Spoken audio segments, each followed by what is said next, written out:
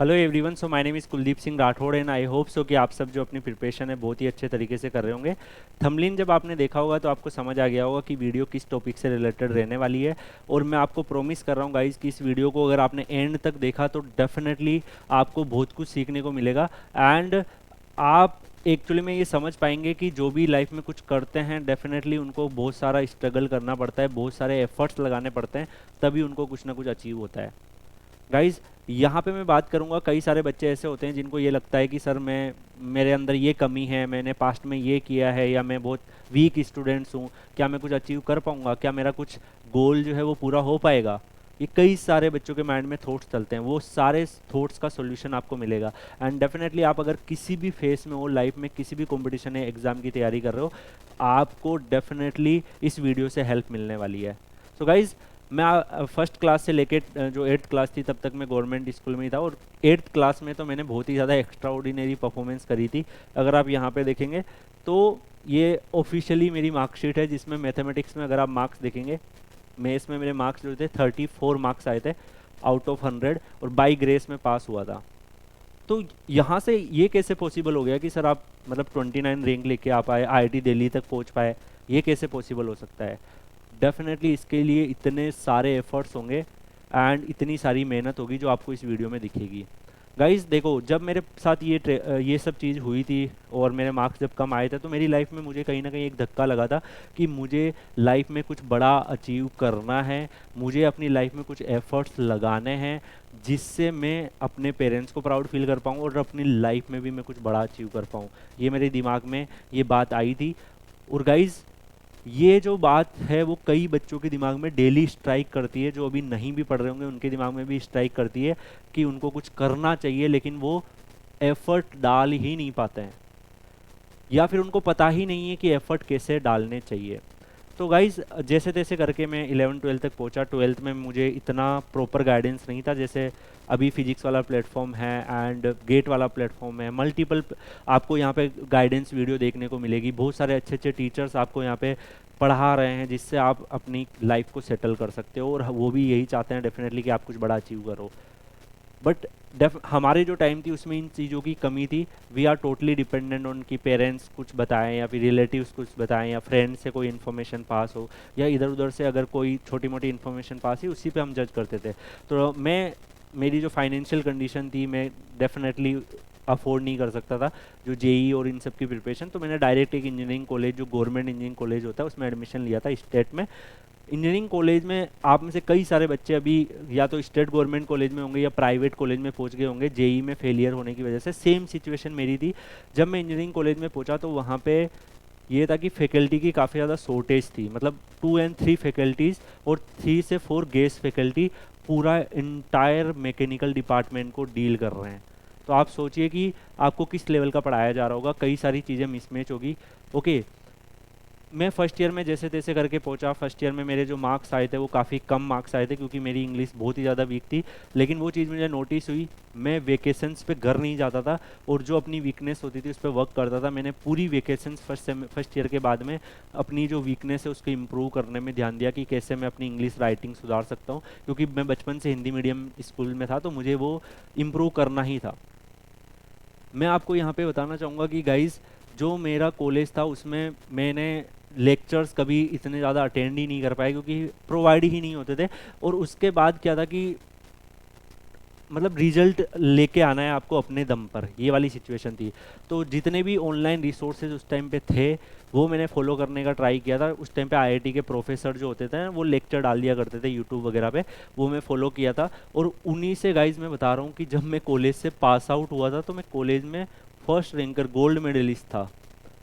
होता है ना, कई बच्चों को लगता होगा सर मैं तो इस कॉलेज में पहुंच गया हूँ, उस कॉलेज में पहुंच गया हूँ, 3rd टायर कॉलेज में पहुंच गया हूँ, क्या क्या मैं यहाँ से कुछ कर सकता हूँ। मैंने भी ऑनलाइन पढ़ के, मेरा पूरा का पूरा जो बीटेक है वो ऑनलाइन रिसोर्सेज को फॉलो करके मैं गोल्ड मेडलिस्ट बना था। और अपना जो परसेंटेज जो कॉलेज में फर्स्ट सेमेस्टर में बहुत कम था, वहाँ से लेकर टॉपर बनने तक का मैंने सफ़र हासिल किया था कॉलेज में भी।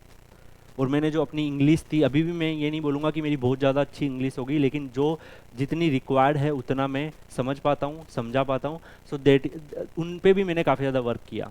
ठीक है, उसके बाद गाइज हुआ क्या कि इंजीनियरिंग जैसे तैसे कंप्लीट हुई और उस टाइम पे जब हम इंजीनियरिंग कॉलेज में होते हैं, आप में से कई बच्चे भी इंजीनियरिंग कॉलेज में होंगे, हमारा इतना ही होता है कॉलेज को टॉप कर लो और फिर उसके बाद सोचेंगे। और ये सबसे बड़ी कमी थी, मेरी भी सबसे बड़ी कमी थी। मैं 4 साल के इंजीनियरिंग में केवल कॉलेज का टॉपर बनने के लिए बस एफर्ट्स मारता था। मैंने कभी सोचा ही नहीं कि मैं कंपटीशन एग्जाम की तैयारी करूं या गेट की तैयारी करूं या किसी एग्जाम की तैयारी करूं। बस कॉलेज का टॉपर बनने की एक भूख रहती थी, बस उसके लिए एफर्ट्स मार लिए, उसी के लिए पढ़ लिए और कुछ नहीं किया। अब गाइज हुआ क्या कि फोर्थ ईयर में जब गेट का पेपर देना होता है, मैंने गेट का फॉर्म भी भरा था, लेकिन मैं ये सोचता था, मैं इतना ज़्यादा मैं अपने आप को फेलियर कंसिडर करूंगा उस सिचुएशन में। मैं अपना इतना ज़्यादा डर गया था कि मुझे लगा कि फाइनल ईयर के साथ अगर मैं गेट दूंगा, कॉलेज में इतने सारे जो लोग हैं वो मेरे बारे में क्या सोचेंगे कि गेट में तो इसके 10 मार्क आए हैं, कॉलेज का टॉपर्स बन गया और यहाँ पे गेट्स में मार्क्स नहीं आ रहे हैं, ऐसा क्यों है। तो मैं बस वो इमेज की वजह से मैंने गेट ही नहीं दिया। मतलब मेरे को अपनी इमेज क्रिएट करके रखनी थी। और ये सबसे ज़्यादा गलत मतलब एक प्रोसीजर होता है कि हम सोचते हैं दूसरे हमारे बारे में क्या सोचेंगे। जब आप ये सोचोगे तो डेफिनेटली आप एफर्ट ही नहीं मारोगे। तो मैंने उस टाइम पे गेट का पेपर अटेम्प्ट ही नहीं किया था और उसकी डेफिनेटली काफ़ी ज़्यादा लूप्स होल्स भी हैं, क्योंकि हमारी जो यूनिवर्सिटी एग्ज़ाम थे उसमें पूरा पेपर थ्योरेटिकल आता था एंड गेट का पेपर न्यूमेरिकल होता है, तो काफ़ी डिफरेंस था। तो अगर मैं वेल प्रिपेयर नहीं हूँ तो मैं मार्क्स तो नहीं लेके पाता था, लेकिन मुझे अटेम्प्ट डेफिनेटली करना चाहिए था। मैं अपना कॉलेज के बारे में एक छोटा सा फनी स्टोरी शेयर करना चाहूँगा। एक सब्जेक्ट था थ्योरी ऑफ मशीन्स। तो थ्योरी ऑफ मशीन में हमें गेस्ट फैकल्टी पढ़ाते थे जो हमारी कॉलेज के सीनियर थे। एंड हमें पढ़ाने के बाद मुझे एक दिन तो इतना फनी इंसिडेंट था कि हम पेपर दे रहे थे थ्योरी ऑफ मशीन का, जो हमारे सीनियर जो हमें पढ़ाते थे वही हमारे साथ बेक का पेपर भी दे रहे हैं थ्योरी ऑफ मशीन का ही। मतलब सेम सब्जेक्ट्स में उनके बेक लगी हुई है जो हमें वो पढ़ा रहे हैं। तो सोच लो कि किस लेवल का एकेडमिक कॉलेज में मैंने गेन किया था। ये मैं क्यों बता रहा हूँ, ये चीज़ें मेरा बताने का क्यों पर्पस है, क्योंकि आप में से कई बच्चे सेम सिचुएशन में होंगे जिनको लगता होगा सर कॉलेज में कुछ स्टडी नहीं हो पा रही है और अभी भी क्या हम कॉलेज में मेरा बेसिक नहीं है या अभी भी हम कुछ करियर में कुछ बड़ा अचीव कर सकते हैं। Is that possible? Definitely possible है। अब मैं गाइज आता हूँ पूरा का पूरा गेट प्रिपरेशन में। ये तो चलो मेरा फेस था, अब मैं गेट प्रिपरेशन पे आता हूँ। गेट प्रिपरेशन जो है डेफिनेटली कोई भी कंपटीशन एग्जाम की प्रिपरेशन है उससे आप रिलेट कर सकते हो। सारी की सारी जो प्रिपरेशन है कंपटीशन एग्जाम की ऑलमोस्ट सेम प्रोसीजर से आपको निकलना होता है, बस चीज़ें जो आप करते हो वो चेंज हो जाती है, बाकी जो प्रोसीजर होता है टॉपर बनने का वो ऑलमोस्ट सेम होता है। तो मैं आपको बताना चाहूँगा कि सबसे पहले मैंने क्या किया कि अपनी जो हैबिट्स है उनको सुधारा। जैसे फॉर एन एग्जांपल अगर हम मोबाइल चलाते हैं तो मोबाइल की हमारी बॉडी जो है हैबिचुअल हो जाती है। तो मैंने भी यही किया था कि मैं सबसे पहला मैंने टारगेट किया कि यार मुझे एटलीस्ट आने वाले 10 to 15 डेज में जो मोबाइल की जो हैबिट है मेरी उसको कंट्रोल करना है। और अगर मेरी मोबाइल की हैबिट कंट्रोल हो गई तो डेफिनेटली फिर मैं आगे टाइम दे पाऊंगा अपनी स्टडीज़ में। तो मैंने क्या किया था कि जैसे कुछ सामने आप स्लिप देखोगे, यहाँ पे मैंने अपना टारगेट लगा लिया कि आज मुझे ये अचीव करना है।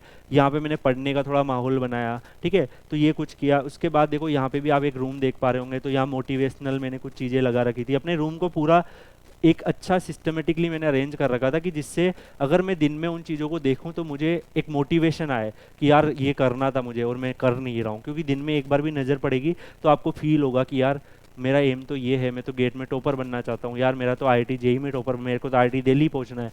तो यहाँ पे फोटो लगा के रखी थी मैंने जस्ट बिकॉज ऑफ इट कि जब उन चीज़ों को देखते हैं तो हमें एक मोटिवेशन मिलता है उन चीज़ों को करने का, ठीक है। उसके बाद गाइज होता है सबसे पहले मैंने मतलब हम जब करते हैं ये होता है कि आपके अंदर आग कितनी। अब मुझे मेरा डिसाइडेड था कि मुझे डेफिनेटली कुछ करना है गेट में, तो मुझे रैंक लानी ही लानी है। और अगर मैं नहीं लेके आ पाया तो मेरी फैमिली ट्रबल में चल जाएगी, बहुत सारे कॉन्सिक्वेंसेज मेरे साथ हो जाएंगे। तो अब जब आपके दिमाग में ये चीज़ क्लियर हो जाती है ना तो एफर्ट्स मारना आप खुद शुरू कर देते हो। फॉर एन एग्जाम्पल आपको भूख लगी है तो फिर आप खाना ढूंढना खुद स्टार्ट कर देते हो, जहाँ खाना मिलेगा वहाँ पहुँच जाओगे। तो मैं उस एग्ज़ाम को क्लियर करने के लिए क्या क्या चीज़ें होती है उनको डेफिनेटली मैंने ऑनलाइन ही सर्च किया कई सारी चीज़ों को कि टाइम टेबल क्या होता है, कैसे बनाते हैं। बहुत सारे मोटिवेशनल स्टोरी में पता चलता है कि रूटीन ऐसे बनाना चाहिए, इतने बजे उठना चाहिए, जो आज आपको इतना आसानी से अवेलेबल हो जा रहा है यूट्यूब में। उस टाइम पे बहुत एफर्ट्स से उनको ढूंढना पड़ता था और आज आपके पास पूरी गाइडेंस है लेकिन एफर्ट्स नहीं करते हैं। और उस टाइम पे जो जब मैं प्रिपरेशन करता था तब हमारे पास एफर्ट्स मारने के लिए पूरी एनर्जी होती थी लेकिन गाइडेंस नहीं होती थी।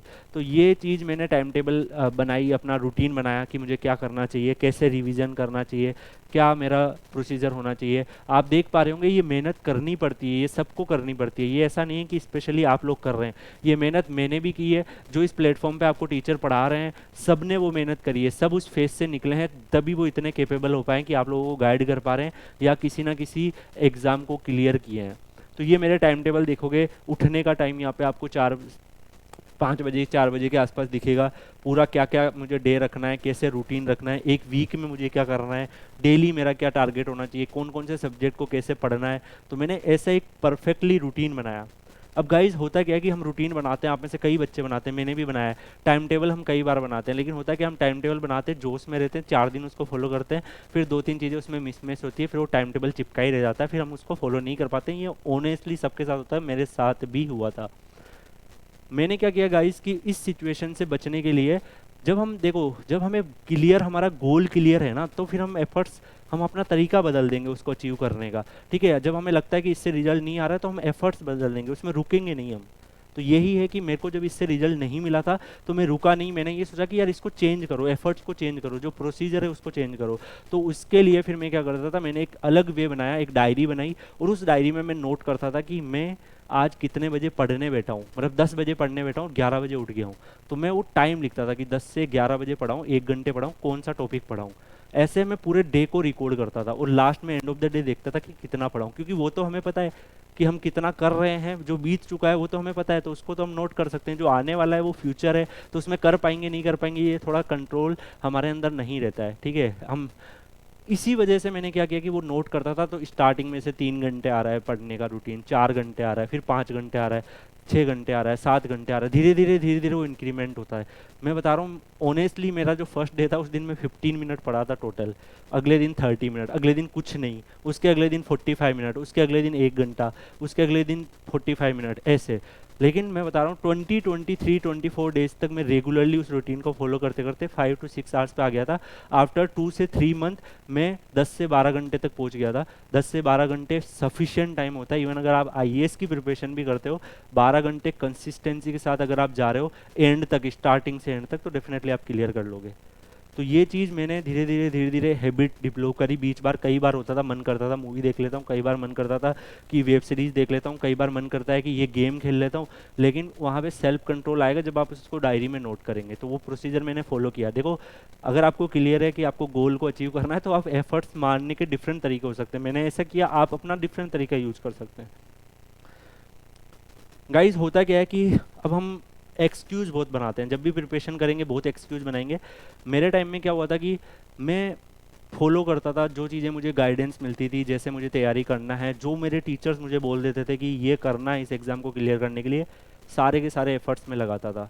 और उन एफर्ट्स को लगाते लगाते लगाते लगाते मैं बता रहा हूँ, एग्ज़ाम के 3 महीने पहले तक मैं अपना पूरा का पूरा सिलेबस ख़त्म कर चुका था। और सिलेबस ख़त्म करने के बाद मैंने टेस्ट सीरीज़ अटेम्प्ट करी। टेस्ट सीरीज़ जब मैं अटेम्प्ट कर रहा था तो उस टाइम से मेरा जो है डिग्रेडेशन शुरू हो गया। कैसे? क्योंकि मैं जैसे ही टेस्ट सीरीज अटेम्प्ट करता, मेरे मार्क्स कम आते, मैं डिमोटिवेट हो जाता था और कंपेयर करता था कि उसके इतने मार्क्स आ रहे हैं, यार उसके तो इतने मार्क्स आ गए, मेरे इतने नहीं आ रहे, मेरे फ्रेंड के इतने मार्क्स आ रहे हैं। और उन चीज़ों से जो मेरा प्रिपरेशन जो है वो काफ़ी हार्म हुआ, मैं डिमोटिवेट रहता था, डिप्रेस रहता था। तो मेरा जो फर्स्ट अटेम्प्ट था आफ्टर कॉलेज, उसमें मेरी 478 रैंक आई थी, जस्ट बिकॉज कि मैंने लास्ट के 2-3 मंथ ओवर थिंकिंग और इन सब चीज़ों में निकाल दी है। और ये कई बच्चों के साथ होता है, मैं बता रहा हूँ, वो प्रिपेयर बहुत ज़्यादा करते हैं। मैंने 9-9 10-10 घंटे पढ़ाई करी थी, लेकिन अपने माइंड को भी मैंने प्रिपेयर नहीं किया था। एग्ज़ाम की प्रिपरेशन जब कर रहे होते हैं तो डेफिनेटली आपको सारे एरिया पे वर्क करना होता है। तो यहाँ पे मैं इस चीज़ में लेकर रह गया था कि मैं अपने जो माइंड है उसको काम नहीं रख पाया, क्योंकि कहीं ना कहीं जो फैमिली में फाइनेंशियल प्रेशर जो मेरा चल रहा था, या फिर जो रेस्पॉन्सिबिलिटी थी कि आगे जाके मुझे ये करना है, या मेरे पेरेंट्स की क्या मेरे से एक्सपेक्टेशन है, सोसाइटी की क्या एक्सपेक्टेशन है, इसके बारे में हज़ारों चीज़ें हमारे दिमाग में चल रही होती है। बट मैं आपको होनेस्टली बता रहा हूँ कि ये सब चीज़ें जो होती है वो आपको एक अच्छा अमाउंट में अगर आप इसको यूज़ करें तो आपको पुश ही करेगी, लेकिन ये अगर ओवर हो जाती है तो ये आपको कितनी भी आप मेहनत कर लो, आपको स्ट्रेस देके उस पाथ से भटका सकती है। तो मेरे साथ ये हुआ, फर्स्ट अटेम्प्ट में इसी तरीके से मेरी रैंक आई 478, उसके बेसिस पे मैंने आईआईटी दिल्ली ज्वाइन कर लिया। अब कई बच्चे ऐसे बोलते हैं कि सर कॉलेज के साथ पॉसिबल नहीं है, या कॉलेज के साथ कैसे पॉसिबल हो सकता है, बहुत टॉप रैंक लेके आना कैसे पॉसिबल हो सकता है। तो जब मैं आईआईटी दिल्ली ज्वाइन किया तो मैंने आईआईटी दिल्ली में मास्टर्स के साथ में गेट की प्रिपरेशन को कंटिन्यू रखा, क्योंकि मेरा एम था टॉप 100 में रैंक लेके आना, और मैं वो टारगेट करके रखा हुआ था। तो मैंने दोबारा जब गेट का पेपर मैंने अटेम्प्ट किया तो मैं उस टाइम पे एमटेक के कॉलेज एमटेक में कर रहा था, आईआईटी दिल्ली में अपना एमटेक कर रहा था। उसके अलावा गाइस उस टाइम पर मैं ऑनलाइन बच्चों को पढ़ा रहा था, और उस टाइम पर मैं साथ में गेट की प्रिपरेशन भी कर रहा था, और सारी चीज़ों को पॉसिबल लेते हुए मैं गेट में 29 रैंक लेके आ पाया। एंड डेफिनेटली वो जब मेरा रैंक आया तो मेरा जो जितना भी हार्डवर्क मैंने किया है, जिस भी सिचुएशन से मैंने देखा है, तो वहाँ से मुझे एक मोटिवेशन मिला कि मुझे और भी करना चाहिए, और भी बच्चों को इंस्पायर करना चाहिए। दैट्स व्हाई मैं आज आप लोगों को भी गाइड कर रहा हूँ कि एवरीथिंग इज़ पॉसिबल। जब 34 मार्क्स लाके और मैथमेटिक्स में इतनी बुरी सिचुएशन से आप आईआईटी दिल्ली में पूछ रहे हो, इंजीनियरिंग कर रहे हो जिसमें मैथ्स तो सबसे ज़्यादा इंपॉर्टेंट है, मतलब अगर हम बायोलॉजी की बात करें तो डेफिनेटली मैथ्स ज़्यादा इंपॉर्टेंट नहीं है, लेकिन अगर हम इंजीनियरिंग की बात कर रहे हैं तो इंजीनियरिंग में तो मैथ्स से ही काम चलता है। मैथ्स में मार्क्स लेके आना और उसके बाद आईआईटी दिल्ली में पहुंच जाना, इसे नॉट एन ईजी गाइस, बहुत सारे एफर्ट्स होते हैं। आप यहाँ पे मेरे एफर्ट्स देखेंगे तो आपको पता चलेगा कि फॉर एन एग्जांपल ये अगर आप पेज देख पा रहे होंगे, ये मेरे शॉर्ट नोट्स, यहाँ पे आप फॉर्मूले देख पा रहे होंगे। इस लेवल से मेहनत करना, मार्क करना, ये हार्डवर्क है जो आपको भी करना पड़ेगा। डिफरेंट हो सकता है, ज़रूरी नहीं है मैं आपको बोलूँ कि ये सेम प्रोसीजर आपको फॉलो करो, लेकिन आपको जो फर्नेस है उसमें तपना ही पड़ेगा अगर आप लाइफ में कुछ बड़ा अचीव करना चाहते हो। जब तक आप जलोगे नहीं तब तक आप चमकोगे नहीं, ठीक है। तो यही मैं आपको बोल रहा हूँ, आपको मेहनत की आग में है ना जलते रहना है। यहाँ पे अगर आप देखेंगे day and night you need to work, और ये मैंने किया है। देखो मुझे जो पता लग जाता था ना कि जो चीज़ मेरी रैंक लाने में हेल्प कर सकती है, जो एडवाइज किसी टीचर की मेरे रैंक लाने में हेल्प कर सकती है, मैं उसको 100% फॉलो करूँगा। और यहाँ पे देखिए मेरा का पूरा रूटीन की मुझे अगर क्वेश्चन सोल्व करने होते थे तो मैं ऐसे OMR सीट लेके आता था, उसमें टाइमर लगाता था, सामने घड़ी रखी मैंने, टाइमर लगाया कि आने वाले 1 घंटे में मुझे 40 क्वेश्चन प्रैक्टिस करने हैं। 40 क्वेश्चन प्रैक्टिस करना, कितने क्वेश्चन गलत हुए उनको ट्रैक करना कि इतने क्वेश्चन किए, इनमें से इतने गलत हो गए, टोटल इतना टाइम लगा, हर एक चीज़ ट्रैक करना, कौन से सब्जेक्ट वीक है मेरे, उन पे कैसे इंप्रूवमेंट करना, ये एफर्ट्स होते हैं। यहाँ पे टाइमर के साथ क्वेश्चन सीट्स बनाना, ये सारे आइडिया आप अपने आप सोच लोगे जब आपको पता है कि आपको करना क्या है। ये मुझे आने वाले वीक में क्या टारगेट रखने हैं, किस टाइम पे क्या क्या पढ़ना है, क्या क्या मैंने पढ़ा है, सब मैंने वहाँ पे एफर्ट्स लगाए थे। और ये हर एक जो यहाँ पे आपको टीचर दिख रहा होगा ना, सब ने लगाए होंगे वो एफर्ट्स, तभी ही वो सक्सेसफुल है। यहाँ पे अगर आप आगे देखेंगे तो ये फाइनली जब जितने भी एफर्ट्स जब हम लगाते हैं तो उसका रिजल्ट कभी ना कभी तो आता ही है। तो यहाँ पे मेरा भी रिजल्ट आया था, और जो मेरा ड्रीम था कि हाँ आईआईटी दिल्ली जैसे रेप्यूटेड इंस्टीट्यूट्स में जाके मैं अपनी मास्टर्स कर पाऊँ, तो डेफिनेटली मेरा ड्रीम पूरा हुआ। और आज मैं कैपेबल हूँ कि आप लोगों को PW प्लेटफॉर्म, गेट वाला प्लेटफॉर्म के माध्यम से गाइड भी कर पा रहा हूँ। तो इसके पीछे बहुत सारे एफर्ट्स है। यहाँ पे अगर आप देखेंगे गाइस, तो अब मैं कुछ मेजर ऐसे इश्यूज़ के बारे में बात करूँगा जो जनरली बच्चों को प्रॉब्लम फेस करते हैं। सबसे पहला इश्यू है फाइनेंशियल प्रॉब्लम। फाइनेंशियल प्रॉब्लम ऐसा नहीं है कि आप ही को फेस होती है, जो भी लाइफ में कुछ किया होगा सबको फाइनेंशियल प्रॉब्लम कभी ना कभी फेस हुई होगी। अगर आप बात करें, एक टाइम वो था जब अलग पांडे सर जो थे बोर्ड पे पढ़ाया करते थे और उनका बोर्ड जो है वो गिर जाया करता था, और आज एक वो टाइम है जो लाखों बच्चों की, मैं बता रहा हूँ करोड़ों बच्चों की ज़िंदगी वो बदल रहे हैं, ठीक है। तो ये कैसे पॉसिबल हुआ? जस्ट बिकॉज कि उनका डेडिकेशन था। ऐसे हजारों एग्जाम्पल आपके सामने होते हैं अगर आप ढूंढने निकलें। यहाँ पे अगर आप देखेंगे गाइस, तो फाइनेंशियल प्रॉब्लम मैंने भी फेस करी थी। My father work as a security guard, only 7-8 thousand की अर्निंग होती थी, और मैं उस मेंटल प्रेशर से गुजरता था। जब मैं प्रिपरेशन करता था तो मैं मेंटल प्रेशर से गुजरता था कि यार मैं अपने पेरेंट्स के लिए कुछ कर पाऊंगा नहीं कर पाऊंगा। लेकिन मैं बता रहा हूँ कि उसका स्ट्रेस आप लोगे एक लिमिटेड अमाउंट पे लोगे, कि जब आप टाइम वेस्ट आपका कर रहे हो तब वो आपका स्ट्रेस आना चाहिए, जब आप पढ़ रहे हो तब आपको वो स्ट्रेस नहीं आना चाहिए। आप जब 10 घंटे पढ़ लो तो कॉन्फिडेंट फील करो कि मेरी जो पेरेंट्स है उनकी जो एक्सपेक्टेशन है उसके लिए एफर्ट्स लगा रहा हूँ, ठीक है। अगर आप नहीं पढ़ रहे हो तब वो स्ट्रेस आना चाहिए, वो स्ट्रेस आना बहुत ज़रूरी है। तो फाइनेंशियल प्रॉब्लम हर किसी की लाइफ में होती है, मेरी लाइफ में भी थी और हज़ारों लोगों की लाइफ में होती है। ये कोई एक वो नहीं है, प्रॉब्लम नहीं है कि आप इसकी वजह से अचीव नहीं कर सकते।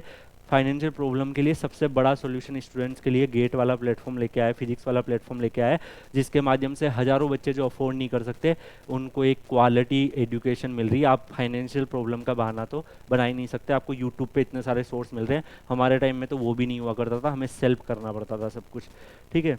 अगला अगर हम बात करें गाइस की कंसिस्टेंसी जो होती है ना, वो ही डेफिनेटली आपका ट्रांसफॉर्म करती है। अगर कोई भी गोल आप पूरा करते हो तो अगर उसमें एफर्ट्स नहीं लगाओगे तब तक आपको रिजल्ट नहीं मिलेगा। जब मैंने अपनी प्रिपरेशन शुरू करी थी, ऑनेस्टली मैं बता रहा हूँ कि कंसिस्टेंसी की प्रॉब्लम मुझे भी बहुत थी। 4 दिन पढ़ लिया, 2 दिन नहीं पढ़ा, 3 दिन कुछ कर रहा हूँ, तो उसका एक ही सोल्यूशन है, वो डायरी जो मैंने आपको बताई है। मैं उस डायरी में नोट करता था कि आज मैंने क्या पढ़ा, तो उस डायरी में डेट रहती थी, तो मैं 3 दिन अगर नहीं पढ़ा था तो मुझे लगता था कि यार 3 दिन से कुछ किया ही नहीं है, वो नोटिस हो जाता है। अगर आपको चीज़ें नोटिस हो गई है ना, मैं बता रहा हूँ, अगर आप करियर वाइज अगर सोचते हो तो नोटिस होने के बाद आप एफर्ट जरूर लगाओगे। तो वो नोटिस ही नहीं होता, आपको पता ही नहीं चलता सुबह से शाम कब हो जाती है, तो उसको नोटिस करना स्टार्ट कर दो, ठीक है। अगली बारे में बात करेंगे गाइस, डिप्रेशन। क्या मैं कभी डिप्रेस हुआ था? डेफिनेटली मैं तो पूरे टाइम ही डिप्रेस था। जब मैं क्लास 8 में, जब मेरी 34 मार्क्स आए थे आउट ऑफ 100, तब से लेके और अब तक, जो मैं जब तक पीडब्ल्यू के प्लेटफॉर्म पे मान लो मैं आपको आया हूँ, तो मैं डिप्रेशन एक कहीं ना कहीं एलिमेंट मेरे अंदर था, और वो सबके अंदर होता है। ये मैं बता रहा हूँ, लाइफ में ऐसा नहीं है कि मैं सक्सेसफुल हूँ तो अगर कुछ अचीव कर लिया तो मैं ये बोलूँगा मैं तो चैंपियन था बचपन से। मैं भी डिप्रेशन में रहा होगा, आप में से कई बच्चे डिप्रेशन में रहे होंगे। इसमें वो सोचते होंगे कि यार मैं कर नहीं पा रहा हूँ, मेरे से हो क्यों नहीं रहा है, मेरा रिजल्ट क्यों नहीं आ रहा है। तो हर कोई वो सिचुएशन फेस करता है, मैंने भी बहुत फेस करी। जब मैं फेल होता था, टेस्ट में कम मार्क्स आते थे, मैं बता रहा हूँ रात रात भर आंसू निकल जाते थे, ठीक है, क्योंकि हम एफर्ट लगाते हैं। जब हम 10-10 घंटे पढ़ते हैं ना, तो रोना आता है यार उसको। आप में से कई बच्चे रोते, कोई गलती, कोई वो नहीं है कि आप वीक हो, वो इमोशंस है, क्योंकि आप सोचते हो अपने करियर के लिए। तो जो आंसू निकलते हैं वो गलत नहीं है, ठीक है। उन आंसुओं को बस आप खुशी के आंसू में बदलना सीखो, और वो आपकी मेहनत बदलेगी। बस आप मेहनत करते रहो यार, मैं बता रहा हूँ, मेहनत से बड़ा कोई सोल्यूशन नहीं है। तो आप डिप्रेशन में, हल्का डिप्रेशन आप फेस कर सकते हैं। मैं ये नहीं बोलूँगा, आपको बड़ा बड़ा ज्ञान नहीं दूंगा कि मेडिटेशन कर लो, वो कर लो, डिप्रेशन निकल जाएगा।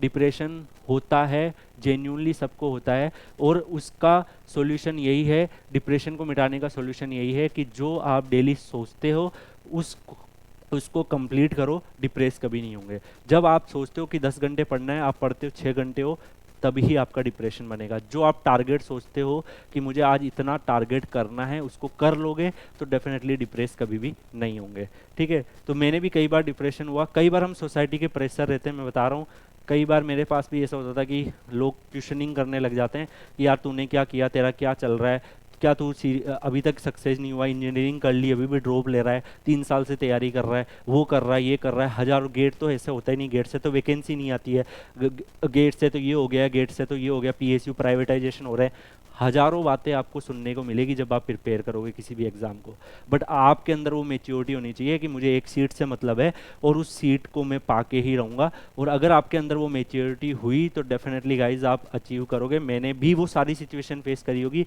और जितने भी लोग जो आपको आज गाइड कर पा रहे होंगे उन्होंने भी वो सोसाइटी प्रेशर को ओवरकम किया होगा, उनसे भी वो क्वेश्चंस पूछे गए होंगे कि भाई तू ये क्या कर रहा है। मैं आपको बताना चाहूँगा, आप अलग पांडे सर की स्टोरी से ऑलरेडी अवेयर हैं कि वो जब कॉलेज ड्रॉप किए होंगे तो उनसे भी क्वेश्चनिंग पूछेंगे कि आप क्या कर रहे हो, लेकिन आज आप उनको रेस्पेक्टफुली, हम सब उनको रेस्पेक्ट के साथ जानते हैं। तो सेम चीज़ मैं आपको बताना चाहूँगा कि गाइज सोसाइटी का जो प्रेशर्स है वो सबके ऊपर आता है, आप कोई यूनिक नहीं हो। अब तक जितने भी लोग जो सक्सेस हुए हैं उनमें से कई लोगों ने सोसाइटी का प्रेशर को झेला होगा, ठीक है। तो उसको आप मेच्योरिटी के साथ कैसे डील कर पाते हो ये डिपेंड करता है। विराट कोहली जी को अगर आप देखोगे तो उनकी भी कभी बैड फॉर्म आती है, कभी वो 6 मारते हैं, तो वो भी उस सिचुएशंस को फेस करते हैं, उस वीकनेस पे वर्क करते हैं, फिर वापस चीता बन के आगे आते हैं। तो सेम एटीट्यूड आपका होना चाहिए। ये सब नहीं कि मेरे अंदर सोसाइटी का प्रेशर आ रहा है इसलिए मैं अचीव नहीं कर पा रहा हूँ। बेस्ट प्रिपरेशन की जो आपका आने वाला जो कल है उसकी आप आज करोगे तभी पॉसिबल है। ओके, तो कल क्या होगा ये डिसाइड करता है कि आज आप कितनी मेहनत कर रहे हो, ठीक है। कल क्या कर सकते हो उसकी मेहनत आपको आज ही करनी पड़ेगी, और वही मैं आपको बता रहा हूँ, आप जब मेहनत करेंगे तो डेफिनेटली सारे सॉल्यूशन निकलेंगे। जब आपके अंदर आग होगी कुछ बड़ा करने की, आपके अंदर आग होगी कुछ अचीव करने की, तो डेफिनेटली आप मेहनत अपने आप ही करेंगे। अगली बात मैं अगर यहाँ पे बात करूँगा फेलियर के बारे में, क्या मैं फेलियर, डेफिनेटली टेस्ट सीरीज जब हम देते हैं हमारे मार्क्स कम आते हैं, हम बहुत फेलियर झेलते हैं। मैं बता रहा हूँ आपको वो एटीट्यूड होना चाहिए कि मैं गिरूंगा गिरूंगा गिरूंगा लेकिन फिर उठूंगा फिर उठूंगा फिर उठूंगा। मैं बता रहा हूँ गिरना कोई बड़ी बात नहीं है, कोई भी गिर सकता है, लेकिन जो गिर के उठते हैं वही इतिहास रचते हैं। तो आपको गिर रहे हो तो कोई इशू नहीं है, जितना गिरोगे उतना ही ज़्यादा बड़े आदमी बनने की तरफ अग्रसर हो रहे हो। गिरने से ही आप सीखोगे, फिर वापस खड़े होंगे। बच्चा जब चलना भी सीखता है ना तो भी 50 बार गिरता है, इसका मतलब ये नहीं है कि वो चलना छोड़ देगा कि नहीं मैं तो गिरे ही जा रहा हूँ, मेरे तो चोट लग गई है। तो जब छोटा बच्चा चलने वो जो इतना बच्चा जिसको समझ नहीं है दुनिया की, वो एफर्ट मारना नहीं छोड़ता है, तो आप तो इंसान हो यार, आप तो मैच्योर हो। क्यों आप छोटे छोटे फेलियर्स को अपना मुद्दा बना रहे हो? आप उस फेलियर को लेके बैठे रहोगे, कुछ नहीं होगा। आप कितना ज़्यादा रिबाउंड करते हो, आप 4 दिन के अंदर 3 दिन के अंदर रिबाउंड करके बोलो कि वापस जान लगाऊंगा, कोई बात नहीं, जो हो गया, फिर जान लगाऊंगा। वो फेलियर के थॉट्स आपके माइंड में चलते रहेंगे, मैं ऑनेस्टली बता रहा हूँ, मेरे भी चलते थे, तो वो चलते रहेंगे, लेकिन उसको रिप्लेस करो कि नहीं मैं तो करूँगा, जो हो गया वो हो गया, ठीक है। अगर उसको रिप्लेस करोगे, आपकी लड़ाई आपके माइंड से ही है, किसी और से नहीं है, उसको रिप्लेस करोगे ऑटोमेटिकली आप करेक्ट पाथ पे आ जाओगे। नेक्स्ट अगर हम देखेंगे, if you want to be powerful, सबसे पहले अगर आप चाहते हो कि यार मुझे बहुत पावरफुल बनना है, मुझे दूसरों को प्रूफ करना है, मुझे कुछ अचीव करना है, मेरा गोल जो है मुझे सक्सेस बनने का है, वो मुझे करना है, तो डेफिनेटली अपने आप को पहले एजुकेट करो। किसी भी फील्ड में आप जाओगे एजुकेशन करना ही पड़ेगा। अगर आप इंटरप्रेन्योरशिप करना चाहते हो, आपको उसके रिगार्डिंग नॉलेज चाहिए होगी। अगर आप स्टार्टअप करना चाहते हो, उसके रिगार्डिंग नॉलेज चाहिए होगी। अगर आप कुछ बड़ा करना चाहते हो, उसके रिगार्डिंग नॉलेज चाहिए होगी। तो सबसे पहले अपने आप को एजुकेट करना सीखो, that is the only solution, ठीक है। तो ये गाइज मैंने आपको काफ़ी सारी अपनी जर्नी बताई। मैं भी काफ़ी पुअर बैकग्राउंड से आया था, ओके, बहुत ज़्यादा मैंने स्ट्रगल किया है, और पढ़ने में भी बहुत स्ट्रगल किया, मल्टीपल टाइम फेलियर देखे हैं, हर कोई देखता है यार, ये बार बार चीज़ें बताने की ज़रूरत नहीं है। लेकिन मैं बता रहा हूँ इन सब का सोल्यूशन यही है कि आपकी कंसिस्टेंसी के साथ मेहनत क्या है। मैंने बस आपको फैक्ट बताएं और ऑनेस्टी के साथ जो हुआ है वो बताया। एक सिचुएशन वो भी थी जब मेरे को वो फैकल्टी से मैं पढ़ रहा था जो जिनके खुद के बैग थी, और वो मुझे सब्जेक्ट पढ़ा रहे थे और वो भी हमारे साथ पेपर दे रहे थे। एक सिचुएशन वो थी कि मैं आईआईटी दिल्ली के एक अच्छे खासे जो प्रोफेसर्स होते हैं उनसे मैंने नॉलेज गेन की। तो ये पॉसिबल होता है। पास्ट में क्या हुआ है उसका कोई आपको गम नहीं होना चाहिए कि पास्ट में मैं ये था, मेरे इतने मार्क्स आ गए, मैंने सेमेस्टर ख़राब कर दिए, मेरे बैक्स आ गई, मेरे ये हो गया, उनका कोई दिक्कत नहीं है। फ्यूचर में आप क्या बनना चाहते हो ना, वो दिमाग में आग जलनी चाहिए। पैदा होता है ना जब बच्चा, उसको रोना भी नहीं आता है। जब बच्चा जहाँ रहता है वही बोलना सीख जाता है। तो जब आपका माइंड जो है ना उसमें कोई वीकनेस नहीं है, आप ये अपने आपको वीक समझना बंद कर दो। आपका माइंड वैसा है, जैसा सबका माइंड होता है वैसा ही आपका माइंड है। डिपेंड करता है कि आप कर्मा कैसे करते हो, आप कितने अपने जो एफर्ट्स है उनको कितना अच्छे से लगाते हो। तो गाइज ऐसे ही आपको अपने एफर्ट्स पे वर्क करना है। अगर आप अपने एफर्ट्स पे वर्क लगाओगे तो डेफिनेटली अच्छा रिजल्ट मिलेगा। मैं बता रहा हूँ, आप चाहे 5 बार गेट में फेल हो गए, 2 बार गेट फेल हो गए, या गेट अटेम्प्ट करने वाले हो, या आईआईटी जेईई में हो गए, किसी भी एग्जाम में हो गए, आपको रुकना नहीं है। मैं बता रहा हूँ आपको लाइफ में एफर्ट्स, आप अपना तरीका चेंज कर दो, अपने एफर्ट्स मारने का तरीका चेंज कर दो, लेकिन रुकना नहीं है। क्योंकि ये जो ज़िंदगी है जिसमें अगर आप रुक गए तो रुका हुआ जो पानी होता है ना वो भी सड़ने लग जाता है। जो बहती हुई नदी होती है ना उसका ही पानी जो होता है स्वस्थ होता है। आपने देखा होगा रुका हुआ पानी कीचड़ बन जाता है थोड़े दिनों में। नदी जो बहती है वो वही पानी आपको किस लेवल का पानी और कितना अच्छा पानी होता है। तो मैं यही बोलूँगा, ज़िंदगी में रुकना नहीं है। बाकी आप खुद समझदार हो, सारी समझदारी आपके अंदर है, मेरे बोलने से कुछ नहीं होगा। आज एक दिन आप मोटिवेट रहोगे, 2 दिन फिर डीमोटिवेट हो जाओगे। मेनली आपका लाइफ का पर्पस ये होना चाहिए कि यार कुछ बड़ा अचीव करना है, पेरेंट्स का नाम प्राउड फील करना है, टीचर्स का नाम प्राउड फील करना है। So guys I hope so कि आपको बहुत कुछ इस वीडियो से सीखने को मिला होगा। मिलते हैं नेक्स्ट वीडियो में सेम इसी चैनल पे। Thank you so much and bye bye.